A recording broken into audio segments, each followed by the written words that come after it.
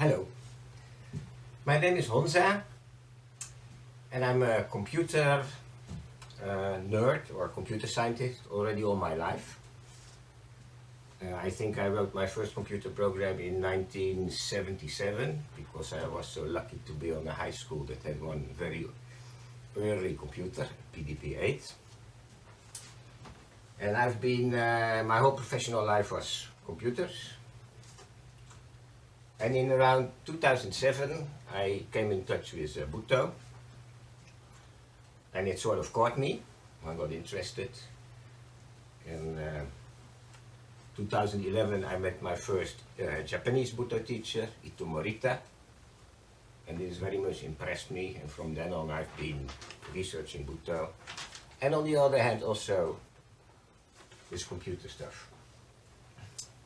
So I want to tell you about an app I made, a little bit the story of the adventure, how I got to making this app. The app is talking, and it's working a bit like a navigator telling you, okay, go left, go right, a tour of a city or the land.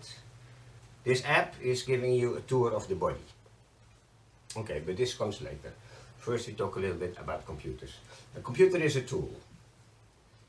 And the very interesting thing about computers is that you can put in an algorithm, some structure, and that you can make the structure so that you don't know exactly what is coming out of it. And this I've been using to make generative art. So you make some computer structure, this will then generate some art, a picture, words, poetry. So that's the computer part of it. And then I also have to talk a little bit about Butoh, because Butoh is complicated to define.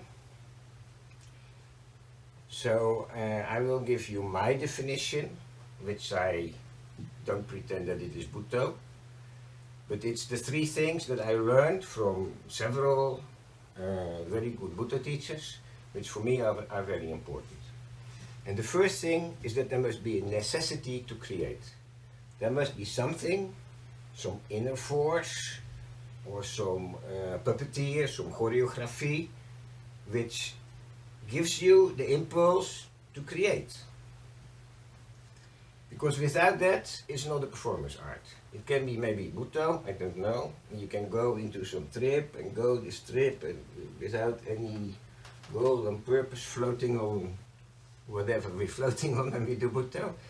But I don't think this is really Butoh art. This is something else. And I'm interested in creating, because I'm an artist, so I want to put something there for some public to see.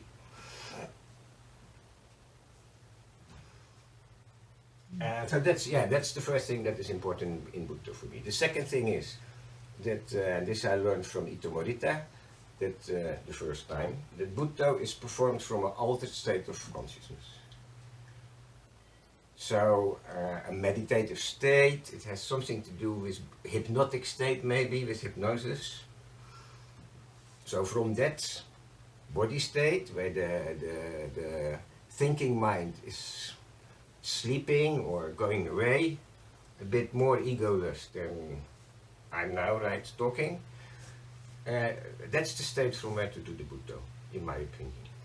And the third part is that if you're in that state, you should be in a different universe, from another world, and from this other world, you put the performance, you create the performance. And in classical Butoh, this is usually the behind world, or the world where all the ancestors and the dead and whatever, you know, there's a very dark world. This is what is pushing you, what is behind you. This is in classical Butoh. For me, this world could be anything. But that's another discussion. So that's the Butoh. And there's one more distinguishing I want to make. This is between training and performing. Because some Butoh teachers and workshops, there is no clear what is training and what is performing. For me this is very important, because in training you do research, you're trying to find out new things, and maybe in training you do things you would never ever do on the stage or in a performance setting. And the app I made is meant for training, not for performing. Words, because my app works with words. Not so.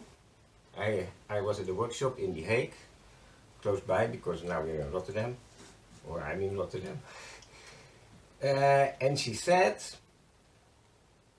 Butoh is the effect of words on the body, or the research of the effect of words on the body. Because apparently Hichikata was using words a lot during training. And in many ways, he was shouting at people, he was telling them things, and not through the mind. It's not that the word comes in, like in daily life, and we think about it and we give all the words back. It's the idea that the words directly impinge on the body. So that's why this daily mind should be sleeping. And when the daily mind is sleeping, the words will come in hypnotically and affect the body straight. Now most Butoh teachers in training, they use that.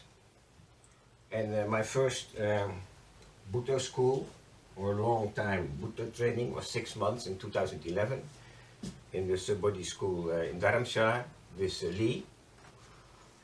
And he was using this all the time. Specifically at this time it was forbidden for us to talk. There was no talking at all. We came in 9 o'clock and then 9 to 5 full silence. So there was this continuous stream during our training of the words from Lee. Sometimes the words from another student. And when I was in 2012, I wanted to go to the school again, but I had some personal circumstances, so I couldn't. So I was doing my training, but I was missing this voice coming. And then I tried a few times with pre-recorded lectures from Lee, but this is not working because it gets boring. You have heard it once, you know already what's coming, and then the effect is gone. So then I started to make some computer program, not an app, just a program with a laptop, which would make structures from words and talk this to me. And I started to use it in my own training, and it sort of worked. I mean, this was 2012, so there was no good computer voice. The computer voice was very computerish, and it got irritating and boring after a while. But anyhow, I tried some things, I did some experiments, and I made something that worked, sort of. For me at least it worked. And then in 2013 I went back to the school and I tried it with the students, and everybody fell asleep. So there was something strange going on. Yeah. And then later on I found out what it was. Because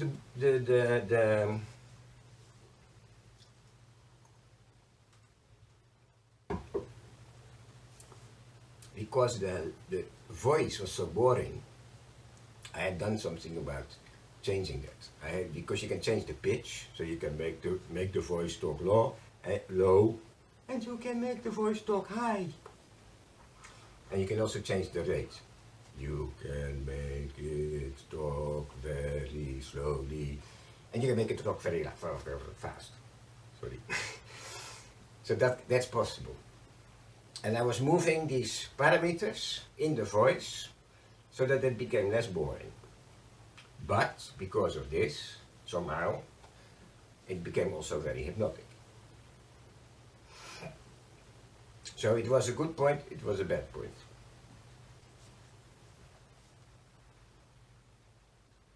Yes, so the next step was that so I used it a bit for myself, and it didn't really work on people because they got irritated by the voice. They resisted it. But then 2 years ago or so, Google came with a very good voice, the WaveNet voices, which really sound like a human being. And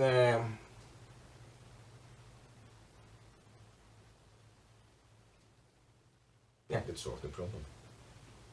then it suddenly worked. And then I could work with people because they wouldn't get bored. And then I started to experiment again. And I tried several things. We tried the Butoh generated Butoh. So then the computer, you teach the computer some of Ichikata's Butoh, and then he randomly will make mutations of this. And yeah, that sort of worked.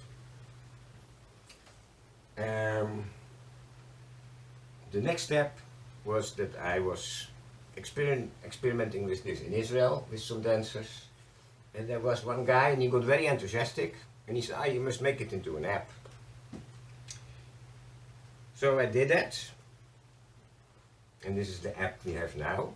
But also in this process I decided to do some other research which had to do with something that Ito Morita sometimes told me, one time told us.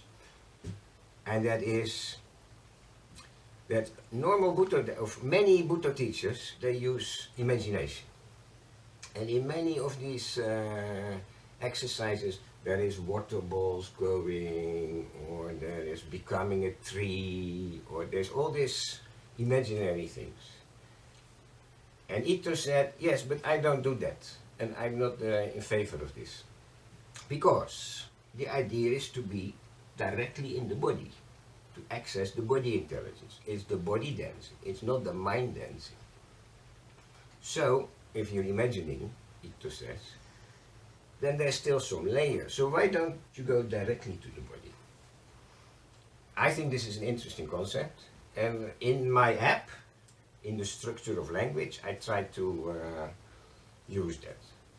So within the app, there's the structure, and this is this structure. And the structure only looks at the body. It is very simple things. As I said, like a navigator, it puts the attention on different body parts. Or it asks the body parts to move. It's a bit difficult to explain. But this is no problem, because later on you can go to the demo and you can try it out for yourself.